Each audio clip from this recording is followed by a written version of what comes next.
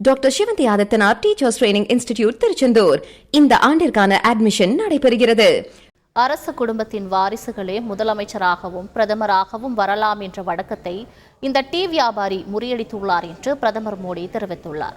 உத்தரப்பிரதேச மாநிலம் இதாவாவில் பாஜக தேர்தல் பிரச்சார பொதுக்கூட்டம் நடைபெற்றது.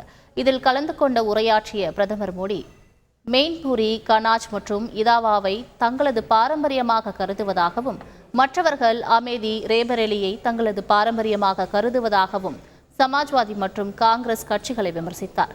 ஆனால் மோடியின் பாரம்பரியம் என்பது ஏழைகளுக்கு வீடு, கோடிக்கணக்கான மக்களுக்கு கழிப்பறைகள், மின்சாரம், தண்ணீர், இலவச ரேஷன், சிகிச்சை, புதிய கல்விக் கொள்கை என்று கூறினார்.